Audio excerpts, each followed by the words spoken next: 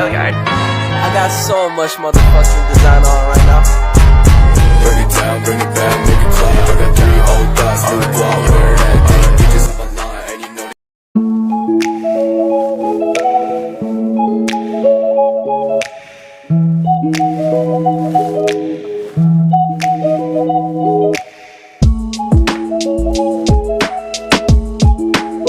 Ini ada kisi-kisi instrumen asesmen membaca pemahaman. Dalam asesmen pemahaman ini terbagi menjadi subkomponen, terbagi menjadi 4. Yang pertama ada kemampuan pemahaman literal, kemampuan pemahaman interpretasi, kemampuan membaca kritis, dan kemampuan kreatif. Kemampuan pemahaman literal ini ada indikatornya. Yang pertama, kemampuan menjawab pertanyaan tersurat dalam teks, seperti contoh di atas. Kedua, indikator dari kemampuan interpretasi, yaitu kemampuan menentukan ide pokok suatu teks, kemampuan menentukan hubungan sebab akibat, kemampuan menentukan karakteristik tokoh.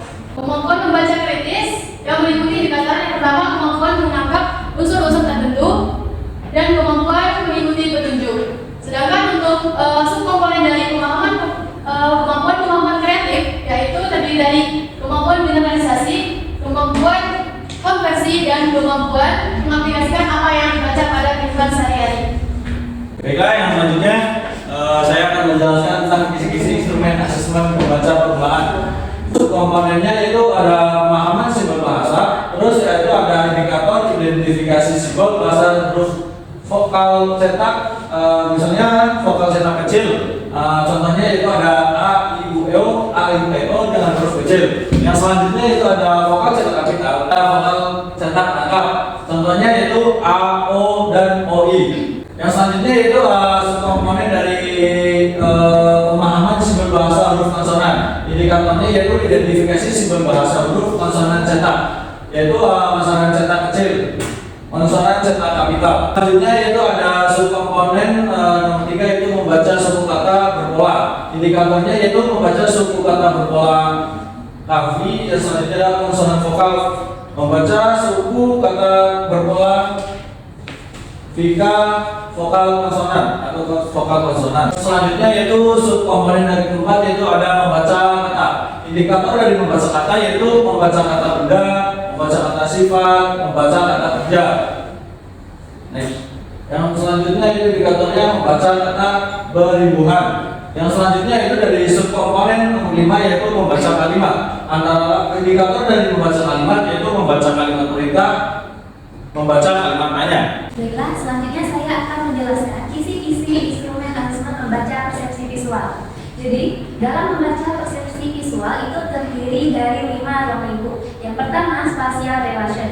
Di sini, anak mampu menunjukkan dan menyebutkan posisi objek dalam sekumpulan gambar. Contoh soalnya, misalkan disajikan sebuah gambar, pulpen, pensil, dan penghapus. Nah, di situ nanti anak disuruh menunjukkan di mana posisi penghapus. Ruang lingkup yang kedua yaitu diskriminasi visual. Di sini anak mampu mengidentifikasi bentuk, warna, ukuran, dan jenis warna dengan benar.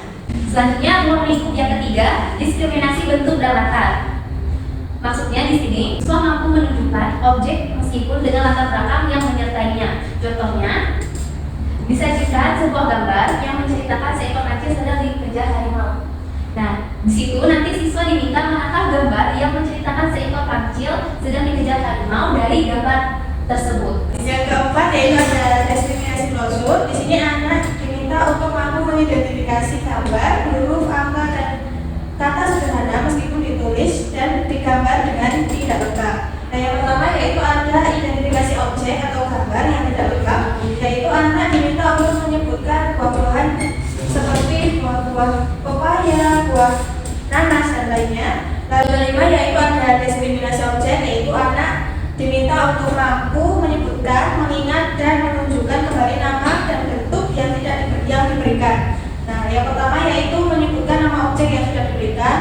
Nah, di sini anak diminta untuk mengamati gambar selama 90 detik, kemudian menyebutkan gambar apa saja yang telah dilihat. Baik, saya akan menjelaskan kisi-kisi instrumen asesmen membaca persepsi auditori. Komponennya dibagi menjadi 4. Yang pertama ada kesadaran fonologis. Kesadaran fonologis adalah kemampuan dalam mendeteksi dan memanipulasi bunyi. Indikatornya yang pertama ada identifikasi bunyi vokal di awal. Contohnya itu ada soal angsa, bebek, dan cacing. Anak diminta menunjukkan bunyi huruf yang berawalan huruf A. Dan yang kedua itu ada diskriminasi auditoris. Indikatornya yang pertama ada membedakan bunyi keras dan lemah, jauh dan dekat, cepat dan lambat. Contoh soalnya di sini ada anak diminta menyebutkan apakah bunyi suara yang dipukul termasuk suara keras atau lemah. Baik, untuk yang selanjutnya yaitu subkomponen yang ketiga yaitu ingatan auditoris. Indikatornya yang pertama mengingat suara binatang. Contoh soalnya kucing dan nyamuk. Nah di sini anak diminta memilih suara kucing. Yang kemudian mengingat suara teman. Contoh soalnya suara beberapa orang. Nah di sini anak diminta untuk mengingat suara teman sepatunya. Kemudian subkomponen yang keempat yaitu urutan auditoris. Indikatornya yang pertama melakukan dua perintah lisan. Contoh soalnya anak diminta mengangkat tangan kanan kemudian tangan kiri. Kemudian indikator kedua melakukan 3 perintah lisan. Contohnya anak diminta untuk duduk, berdiri, dan jongkok.